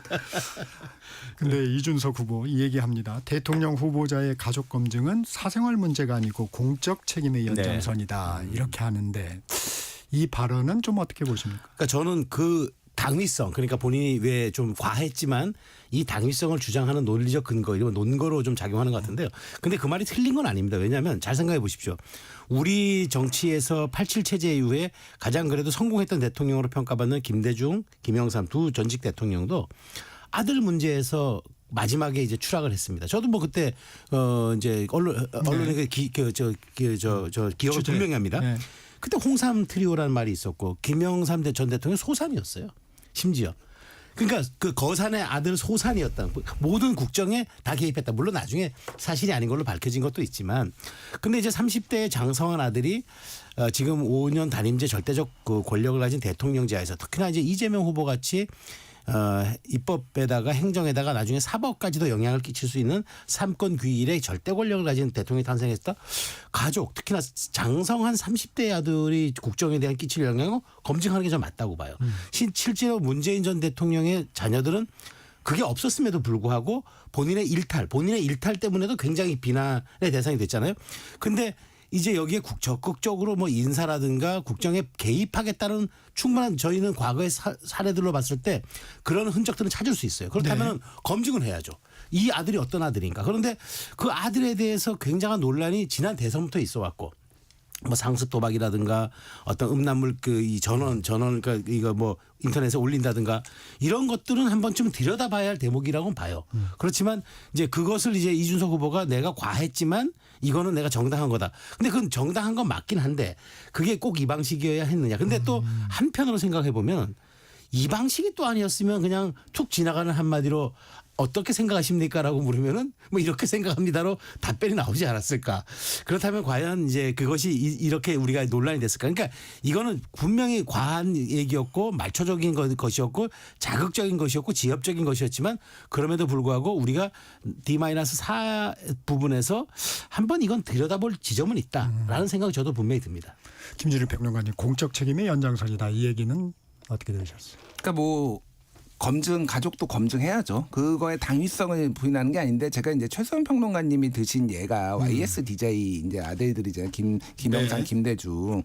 그러니까 그분들은 소위 말해서 선출되지 않은 권력이 아버지가 대통령이란 이유로 권력에 개입을 해서 돈을 받거나 권력을 휘둘렀거나 그래서 이제 문제가 된 거잖아요. 이거는 20대에 제가 이걸 옹호하는 게 저는 심각한 문제가 있다라고 봐요. 이재명 후보 아들에 대해서 뭐 그게 이제 진위가 어디까지냐 뭐 이런 거 가지고 했지만 어쨌든 뭐 이제 벌금 500만 원까지 나왔잖아요. 제가 말씀드린 건 뭐냐면은 이게 권력형 비리인가요, 그러면? 그러면 이 사람이 이 댓글에 달면은 국정농단, 국정에 개입을 해가지고 갑자기 뭐 국정원의 BOR에 댓글에 다나요? 그럼 앞으로?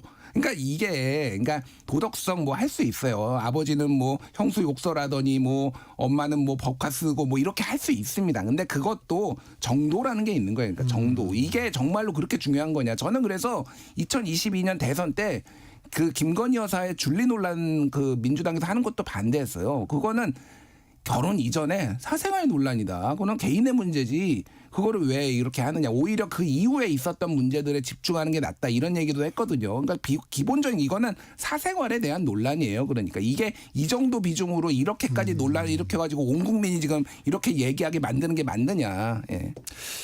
국민의힘도 좀 가세하고 있습니다. 김용태 비대위원장, 이준석 후보 비판 이전에 성폭력적 발언을 한 분들에 대한 비판이 먼저여야 하는 거 아니냐 이런 얘기를 했습니다. 네.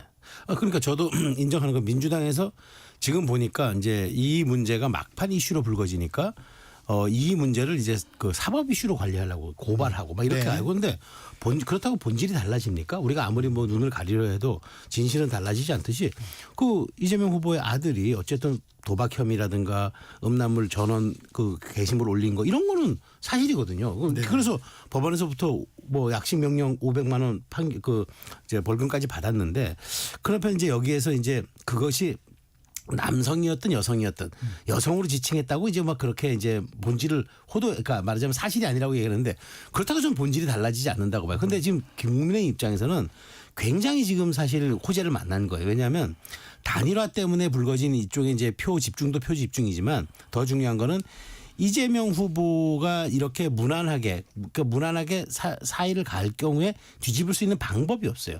그러니까 여기서 뭐 내란이라는 공격, 그다음에 뭐 지금 단일화라는 지금 그 단일화 무산이라는 악재, 이 모든 것들을 이걸로 좀 한번 우리가 보완할 수 있겠다 생각을 하는 것 같아요. 그러니까 이준석 후보도 비판하면서 이준석 후보 넌 정말 이건 해서는 안 될 말이었어라고 비판하면서 민주당은 당신들은 왜 자꾸 진실을 호도하느냐, 왜 가리려고 하느냐 이렇게 얘기하는데 저는 어찌됐든 김문수 후보에게는 이게 호재인 건 분명해 보입니다. 왜냐하면 이준석 후보가 어쨌든 핵심적인 코어 지층이 있다는 건 우리 김준일 평론가 말씀하셨는데 저도 동의합니다. 그것을 겨냥했던 것일 수도 있고, 근데 코어는 안 빠져나가겠지만 약간 일종의 지금 그 국민의힘 지지하기에는 내란과 계엄과 탄핵 때문에 난 이렇게 안 하고 싶어라는 연성 지지층을 저는 흡수할 수 있는 약간 계기는 됐다고 봐요. 그리고 지금 마지막에 이런 이슈가 불거지지 않았으면은 조금 투표장으로 갈까 말까 했던 사람들을 또 흡입할 수 있는 좀 여건도 마련한 것 같아요. 그건 분명해 보이는데 근데 이제 뭐 국민의 입장에서는 이 이슈를 이제 앞으로 어떻게 더 공격해내느냐가 문제겠지만 민주당 입장에서는 이걸 굉장히 어떻게 관리해내느냐가 이제 더 중요해져서 더 져가지고 요 부분이 이제 정말 4.13 선거에서의 정말 저는 그 관리 이슈가 될 것으로 생각이 됩니다. 민주당 이재명 후보로 그 공세의 표적이 옮겨가는 부분은 어떻게 보십니까? 뭐 가족 검증단인가 국민의힘이 이제 했잖아요. 네, 구성을 했죠. 예.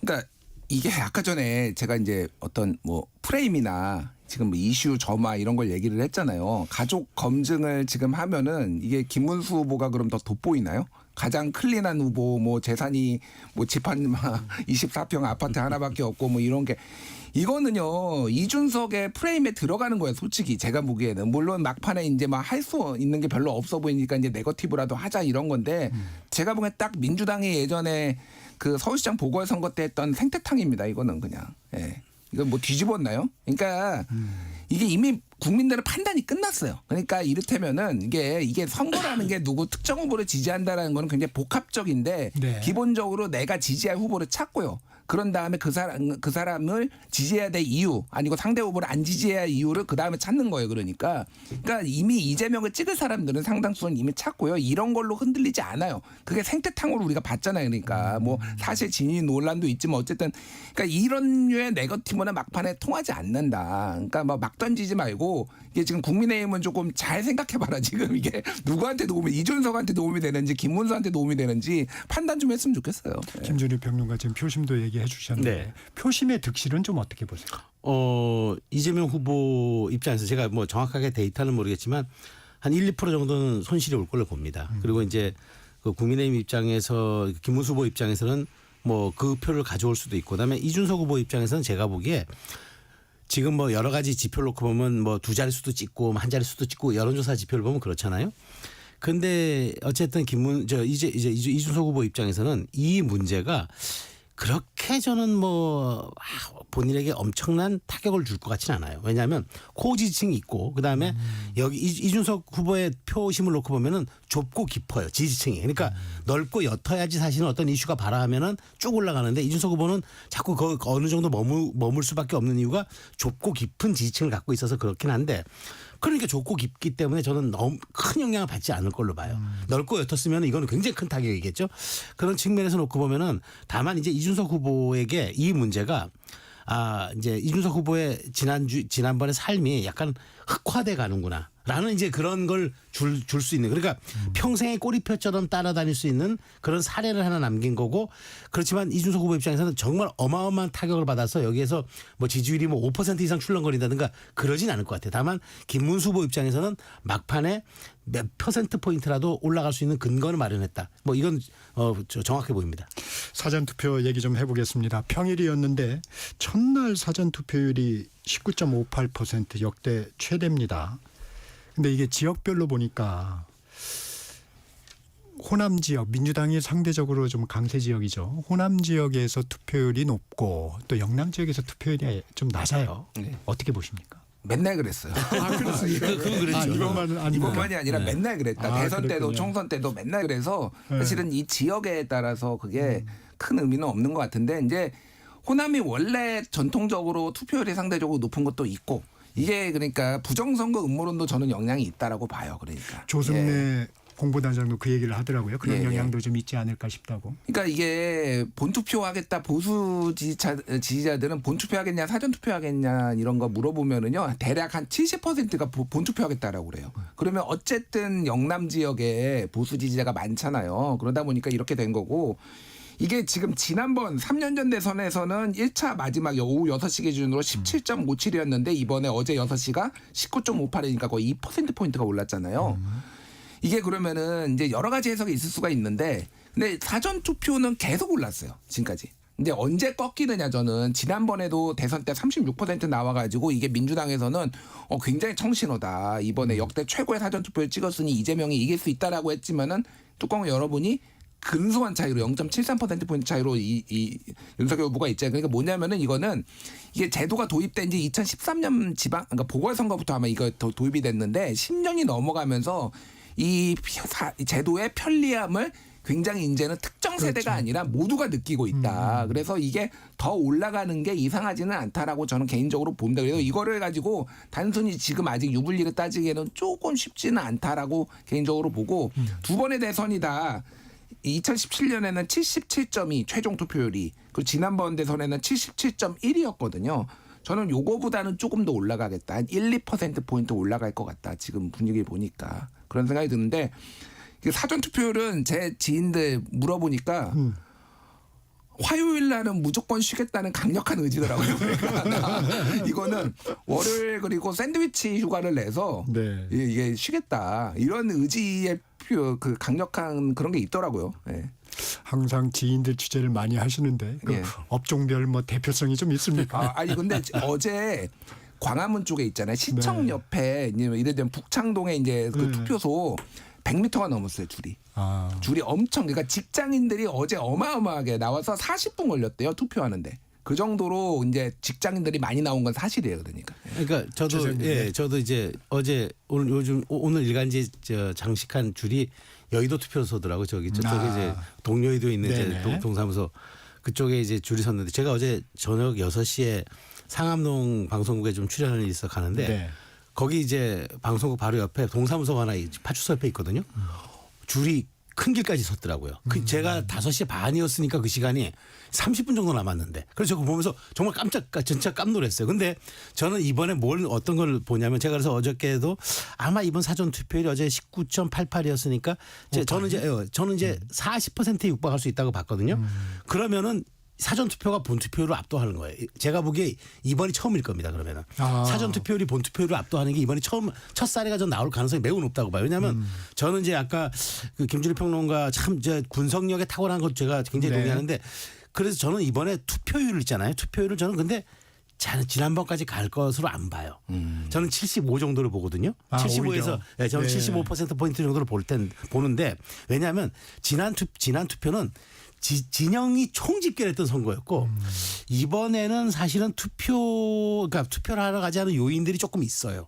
왜냐하면 약간 이제 뭐랄까 처음서부터 약간 기울어진 운동장에서 출발을 했고 그다음에 이준석 후보의 이 발언이 어찌 보면 난 안 갈래라고 하는 그 투표 불참의 어떤 동의를 제공할 수 있는 약간 요인이 있어서 그렇게 놓고 보면 75로 본다면은 이번 사전 투표를 저는 38에서 40까지는 간다고 보면은 본 투표를 압도할 거라고 봐요. 제가 아까 말씀하신 대로 TK는 원래 꼴찌였어요. 근데 이제 본 투표는 항상 1위였어요. 그러니까 그런 측면에서 놓고 보면은 보정은 되겠지만 총량으로 놓고 보면은 이번이 아마 사전 투표율이 본 투표를 압도하는 첫 사례가 되지 않을까. 그렇다면 이제 앞으로 어떤 얘기가 나오느냐. 부정선거 이걸 떠나서 이제 이것이 분산 투표 효과도 있었고 대체 투표 효과도 있었는데 이제는 이제 사전 투표를 그 이제 보수 진영에서도 이번도 처음으로 이제 김문수 후보가 사전 투표하겠다고 얘기를 함으로써 굉장히 촉발된 이제 말하자면 보수 진영의 투표 이제 흡입 요인을 또 얘기한 것도 있지만 앞으로 이제 이 선관위가 사실 이번에 또 신촌에서 왜 투표용지 가지고 밖으로 나가서 밥 먹었고 이런 것 때문에 지금 부실 관리 논란이 있는데 앞으로 이제 이렇다면은 본 투표보다 사전 투표에 대해서 더 많은 관심과 어떤 제도적인 보완을 해야 되는 사례가 이번 시금석이 이번 전 총 대선이 되지 않을까 그런 점에서 제 다음 주 제가 출연했을 땐 제 말을 봐야 되겠지만 아마 사전 투표율이 본 투표율을 압도하는 첫 사례가 되지 않을까 그런 생각이 듭니다. 바짝 긴장했을 텐데 이번 투표소 관리 부실은 좀 어떻게 보셨어요?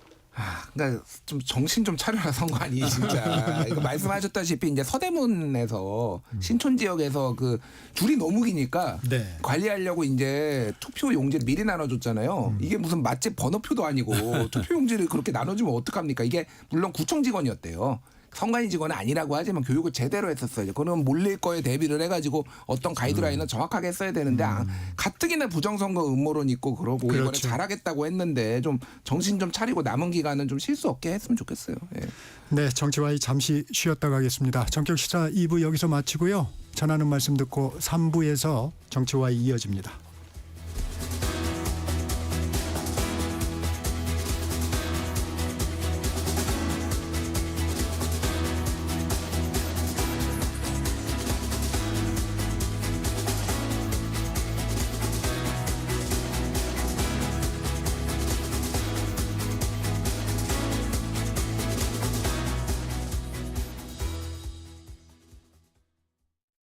잠시 후 8시 반부터 일부 지역국에서는 해당 지역 방송을 보내드립니다. 워렌 버핏은 가치 투자, 필립 피셔는 성장주 투자, 피터 린치는 장기 투자. 방법은 달라도 목표는 하나. 성기영의 경제쇼가 성공의 길로 안내합니다. 깊이 있게, 명쾌하게, 지금 이 시대 경제에 관한 모든 것을 알려드립니다. 평일 오후 4시 5분 성기영의 경제쇼와 함께하십시오.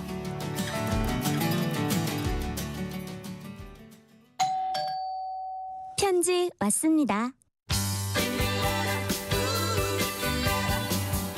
퇴근길 지친 당신에게 힘이 되는 뉴스를 전해드립니다. 매일 저녁 5시 5분 당신과 함께 읽는 세상 이야기 KBS 1라디오 뉴스레터 K. 지금 시각은 8시 30분입니다. KBS.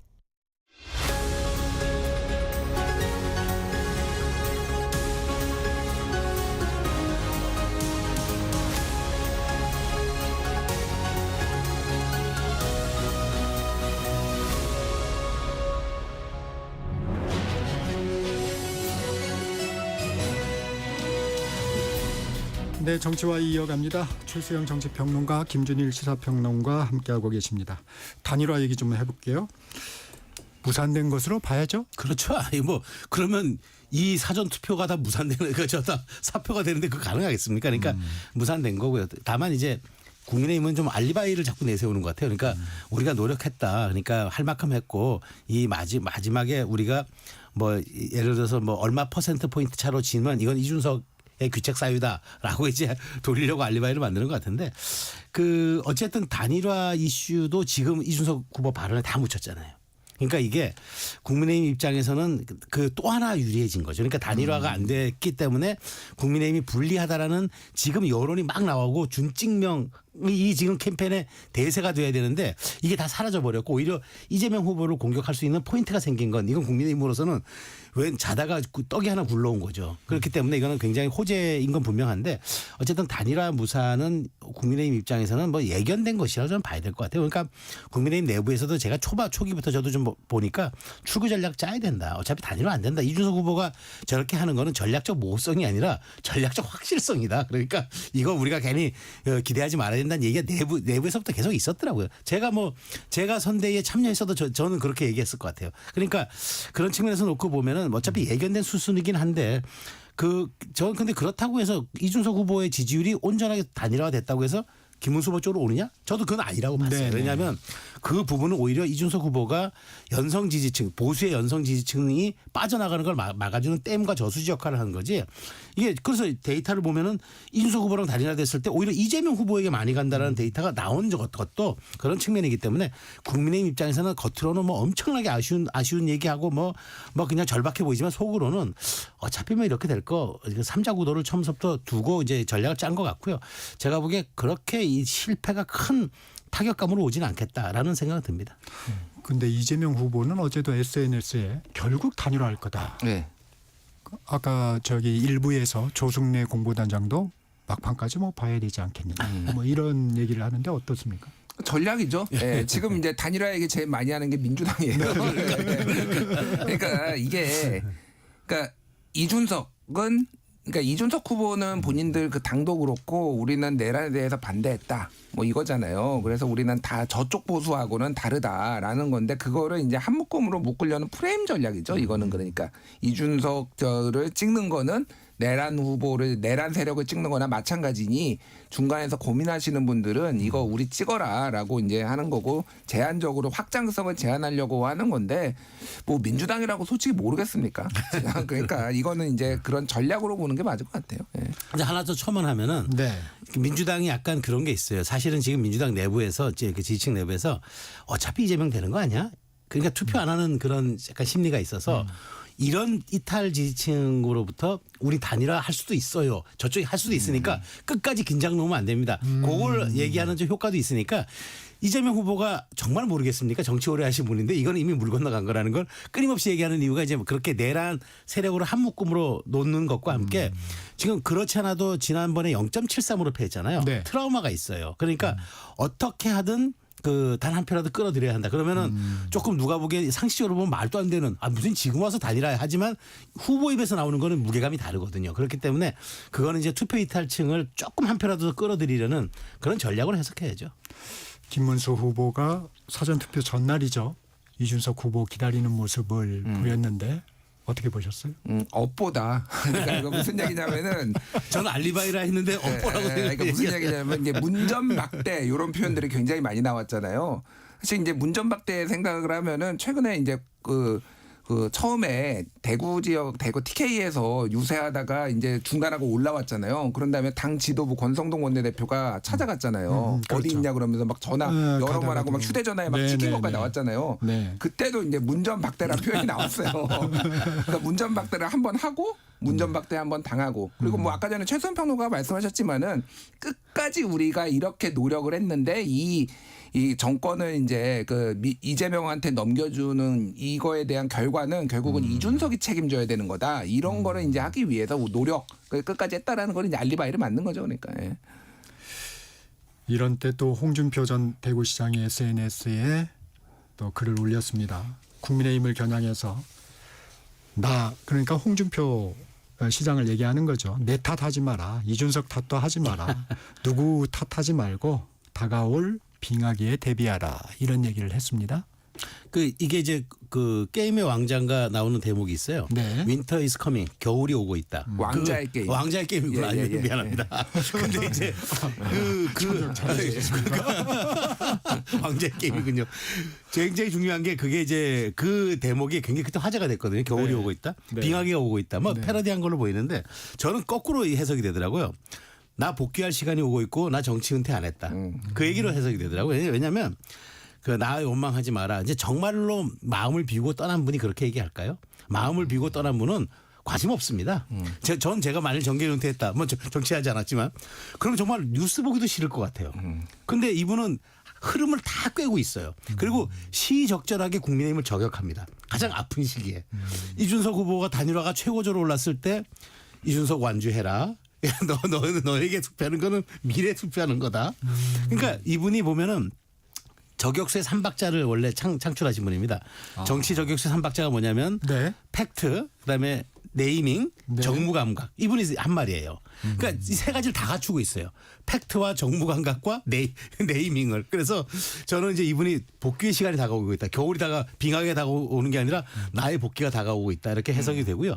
정말 전 국민의힘 입장에서는 정말 화도 나고 원망도스러울 것 같아요.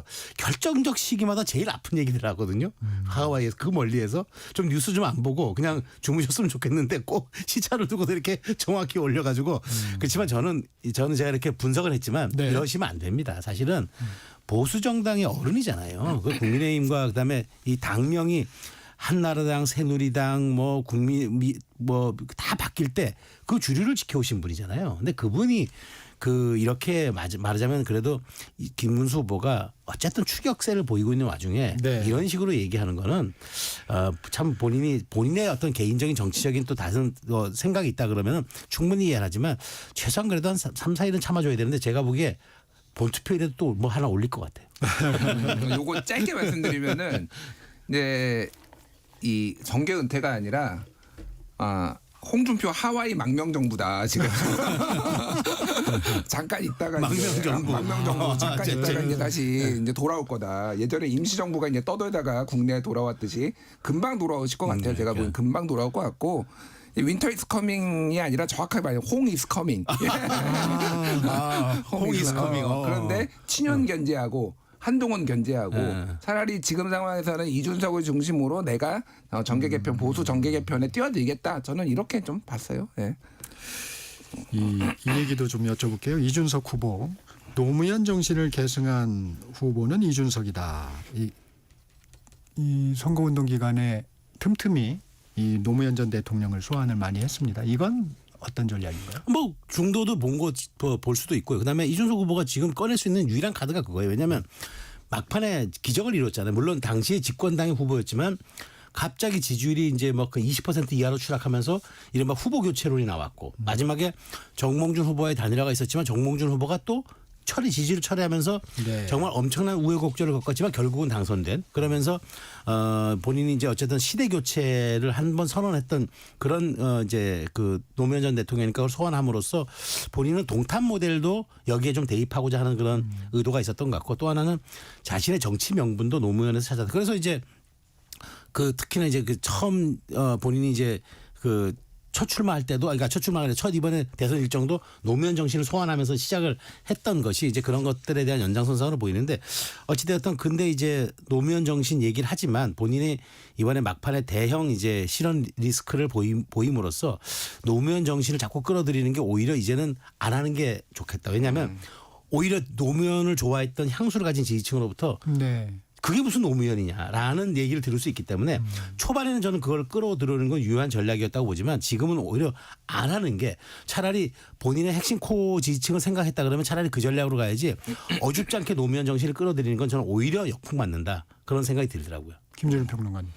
그러니까 이제 노무현 정신이라는 게 죄송합니다. 여러 가지가 있잖아요. 예를 들면은 이준석 후보가 지금 주목한 거는 지역주의 타파를 위해서 계속 어려운 험지를 나가서 도전을 했는데 노무현 후보가 낙선도 많이 했는데 내가 지금 그렇게 했다. 노원에서 계속하고 어쨌든 동탄도 쉽지 않은데 이렇게 당선된 거 아니냐. 그 부분을 얘기를 한 거예요. 그러니까. 근데 노무현이 이제 이를테면 기득권과의 싸움, 뭐 정치개혁, 뭐 그리고 또 끊임없이 대화와 설득하려고 했던. 근데 이제 말씀하셨다시피 이게 이런 것들이 일부는 뭐 어쨌든 그런 거를 이준석의 주장에 동감하는 사람도 있었지만은 지금 예를 들면 노무현 대통령이 그러면 그런 발언 했겠습니까? 그렇게 여성 혐오하는 그런 발언을 했겠어요. 그러니까 설득력이 다 없어졌다. 뭐 저는 그런 생각이 들어서 안 하는 게 낫겠다. 제가 보기에는 이제는 그런 생각이 듭니다. 이 거북섬 공방은 어떻게 봐야 됩니까? 그러니까 그거는 저는 이재명 후보가 역시 이재명 후보는 이 본인이 자신감이 넘치고 본인이 뭔가 유세를 주도하려고 할 때 곧 사고가 나요. 그런데 저는 그 발언이 이제 두 가지 측면에서 저는 심각하다고 보는 게 첫 번째 후보의 경제관이 아주 이거는 좀 위험하다. 그러니까 개발 지상주의적 경제관이다. 그러니까 본인이 이런 얘기를 합니다. 부산에서 지지부진했던 걸 내가 유인하고 꿰어서 데리고 와서 우리가 2년 만에 초스피드로 해가지고 인허가 다 해주고 허가 다 해주고 해서 한 거다. 근데 수요 예측을 안 했잖아요. 심지어는 우리가 많은 사람들이 그게 아마 그렇게 될까라는 생각들을 했는데 그런 건 안 보고 그냥 무조건 개발하면 된다. 그리고 당신들한테 내가 이렇게 해주면 당신도 고마워야 되는 거 아니야? 라고 보여주는 개발주의적 경제관을 드러낸 아주 위험한 사례가 되는 것 같고 또 하나는 그거 사실은 한 번만 더 데이터를 봤으면요. 공실률 87%면 후보가 그거 꺼내면 안 돼요. 그런데 그걸 그러니까 저희가 아까 뭐 TV 토론팀이 있고 뭐 정책팀이 있고 하는데 그거를 걸리지 않았다? 걸리지 않았는지 아니면 누가 얘기를 해도 이건 안 하는 게 좋겠다고 얘기했는데 했는지 그건 모르겠어 진실은. 그렇지만 그렇게까지 필터링이 안 되는 선대위였고 그렇게 유세팀이었다 그러면 이건 해체하는 게 맞아요. 아니면 후보한테 규칙사를 묻든가. 그렇게 하는데 그래서 저는 뭐 이게 논란은 뒤로 하고 두 가지 문제에서 후보의 개발 지상주의적 경제관을 드러낸 게 대통령이 당선될 사람으로서 굉장히 위험한 생각이었다. 그 유력한 후보로서. 두 번째는 이런 정도의 필터링이 안 되는 선대위 팀이라면 민주당은 제1당이 아니라 그야말로 허술하기 짝이 없는 정말 급조된 정당 수준이 아닌가. 그 두 가지 측면에서 이거는 한번 들어봐야지 내용은 별로 저는 그 중요한 게 아니라고 봐요. 그런데 그렇기 때문에 저는 그 두 가지 문제 지적하고 싶습니다. 이 기업 유치의 성과를 강조하고 싶었던 상황인데 결국은 이게 조금 지금 다르게 흐르고 있어요. 어떻게 보십니까? 그러니까 이거는 상인들의 주장이 정확한 것 같아요. 야 싸우지 말고 살려내기나 해라. 그런 거 발표했거든요. 그러니까 뭐 공실률이 제가 본 기사에는 뭐 95%가 된다 뭐 이런 것까지 있으니까 그냥 유령이에요. 페어예요. 근데 그렇죠. 이거를 거북섬을 만든 거와 그리고 거기에 이제 웨이브 파크라고 인공 파도풀을 만든 거는 이제 그 후자는 이재명 후보고 그 전자는 예전부터 다른 사람들이 이제 조성한 거니까 누구한테 책임을 묻기는 애매한 상황이에요. 그러니까 요즘 역대급의 이 자영업자 불황 뭐 이런 것까지 맞물렸단 말이에요. 그러면 이제는 모르겠습니다. 이건 제가 보기엔 이거는 큰 손실을 계산하기에는 누가 이득 보고 누가 그런 거는 없는 것 같아 보니까. 어쨌든 이제 이후에는 대안을 내놓는 게 중요하다. 저는 그 생각이 듭니다. 예.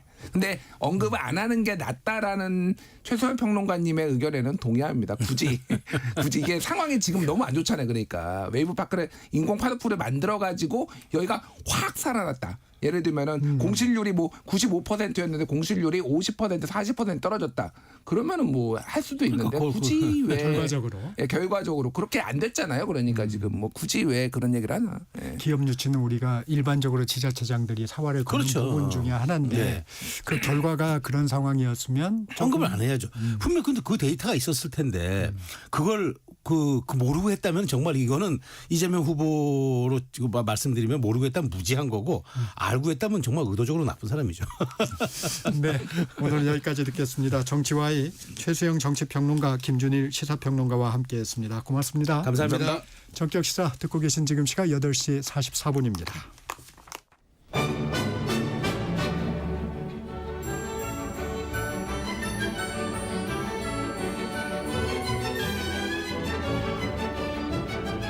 KBS 1라디오 정통 시사 프로그램 전격시사, 정치자의 눈으로 질문하겠습니다.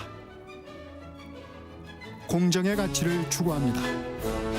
꼭 필요한 정보를 담겠습니다. 월요일부터 금요일까지 아침 7시 20분에 찾아옵니다.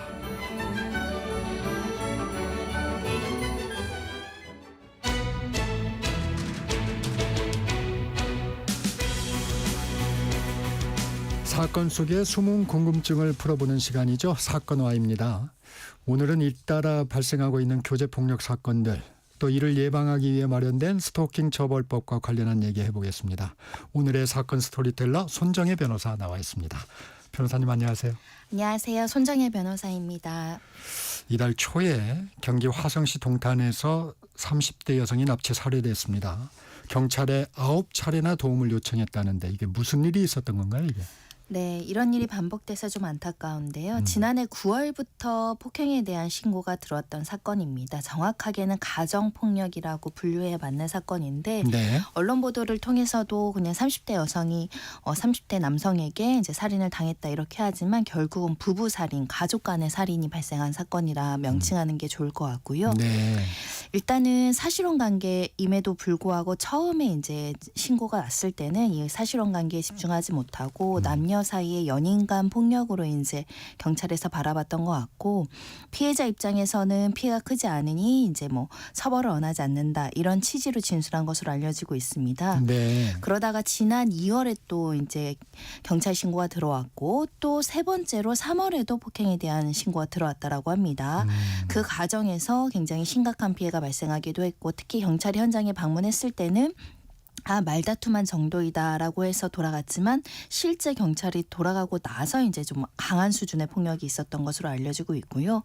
그렇게 신고 건수가 굉장히 중첩되게 9차례나 이제 신고가 네. 들어갔음에도 불구하고 결국은 5월 12일 경에 이 남편이 아내가 지인의 오피스텔에 있는 것을 알고 그 주소를 어떻게든 찾아내서 찾아가서 납치한 후에 살인을 했고 본인도 자해해서 2명 다 사망한 사건입니다. 지난해 9월 처음으로 폭행 신고가 있었고 이후에 600쪽 분량의 고소 보충 이유서 경찰에 제출했다고 하는데 경찰에서 별다른 조치가 없었다는 거죠? 그게 굉장히 안타깝습니다. 그러니까 1, 2차 신고를 하고 나서 폭행의 강도나 피해의 정도나 이런 것들이 심각해지고 신변에 대한 우려가 있으니 피해자가 그간의 녹음 자료를 녹취록 형태로 제출하고 그와 관련해서 구속이 필요하다라는 의견서도 제출하면서 강력한 처벌을 구하는 600쪽가량의 서면이 제출된 것으로 알려지고 있는데요. 이 내용을 확인했다라고 한다면 즉각적으로 이 범죄의 중대성과 재범 우려가 굉장히 크다라는 판단을 해서 신병 확보, 그러니까 이 남편에 대한 구속영장 청구를 했더라면 이런 피해를 방지하지 않았을까라는 아쉬움이 있는 것인데요. 이 과정에서 이제 경찰의 어떤 직무소홀 문제가 됐습니다. 그러니까 600페이지가 제출이 됐는데 실제 실무 담당자가 제대로 확인을 하지 못했고 4월 28일 날 담당자가 교체됐다고 합니다. 그러나 위에 상급자인 가장에서 이 서류를 보고 즉시 영장 청구하라고 지시를 내렸는데 공교롭게 또 5월 1일 날 이 담당자가 휴직에 들어가면서 사건이 조금 신속하게 처리가 되지 않았다는 거고요. 그러면서 영장 청구하라는 지시는 이미 4월 말 5월 초에 났는데 5월 12일 날 살인 사건이 발생을 했습니다. 네. 그러니까 경찰에서도 충분히 사건의 중대성, 재범 위험성, 강력 범죄로 나아갈 가능성을 알 수 있었음에도 불구하고 피해자 가해자에게 적절한 조치를 하지 않아서 살인 사건을 막지 못한 거 아니냐라는 비판의 목소리가 나오고 있고 결국 이제 경찰서장도 이제 사과하는 일까지 발생한 상황입니다. 강은미 지금 말씀하셨지만 화성 동탄 경찰서장 경찰의 조치가 미흡했다며 유가족에게 사과를 하기도 했는데 왜 제대로 된 조치가 안 된 겁니까 이건? 유기적인 그 연락망이 구축이 안 돼서 이 담당자들이 신속하게 움직이지 못한 측면도 있을 것 같고요. 네. 특히 이 사건의 관계가 사실혼 관계라는 것을 좀 간과한 측면이 있는 것 같습니다. 네. 이 사실혼 관계 같은 경우는 뭐 교제 폭력도 마찬가지지만 같은 집에 살고 있잖아요. 그러면 신고하고 출동했을 때 그 상황이 해소됐다고 하더라도 남편이 있는데 이 남편을 강력하게 처벌해 주세요 말하기가 정말 어렵습니다.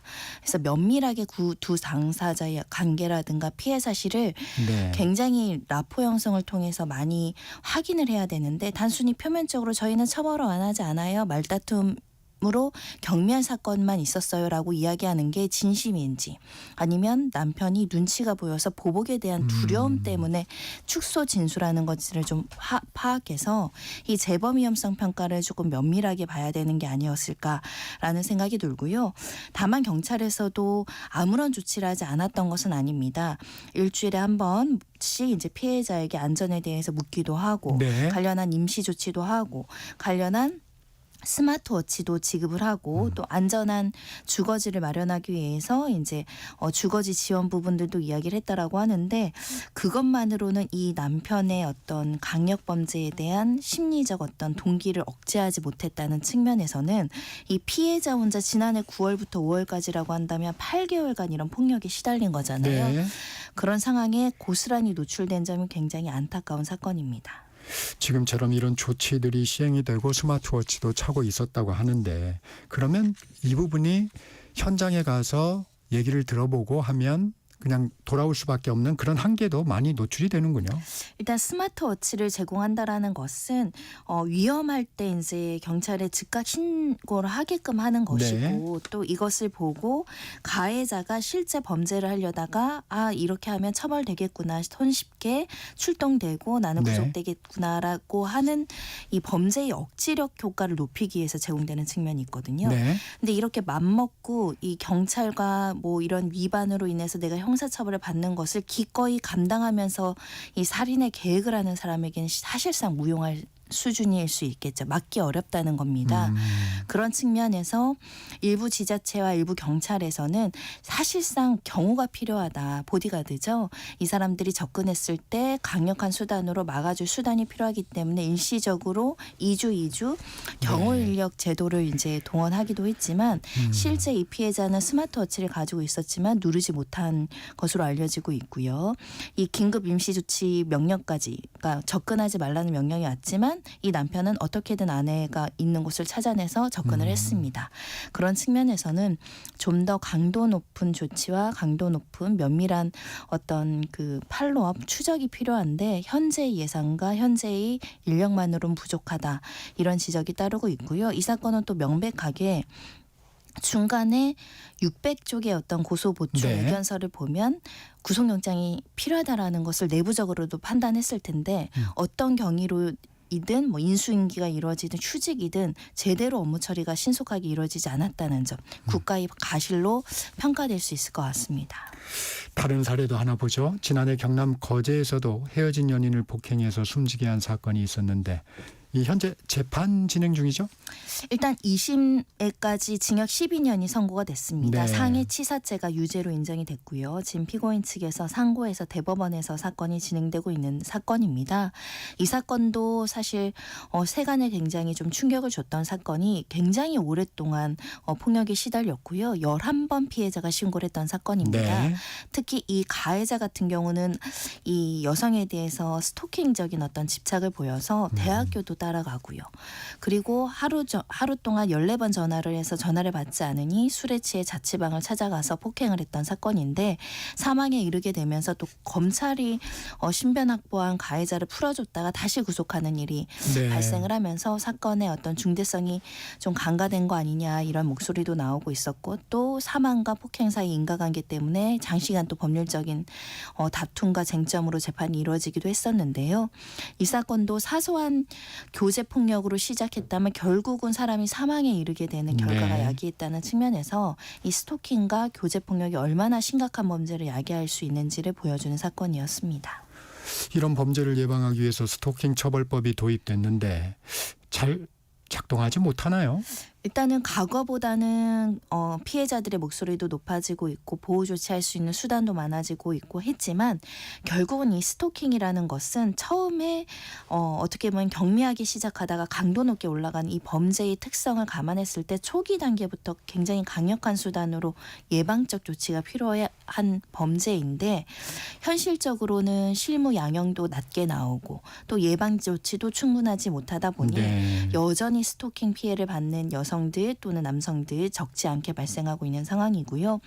이 4년 정도 이 법을 운영하면서도 또 이제 개선할 부분, 보충할 부분 개선해 나가지만 아직은 멀다 이런 목소리가 많이 나오고 있습니다. 처벌 수위가 좀 낮은가요?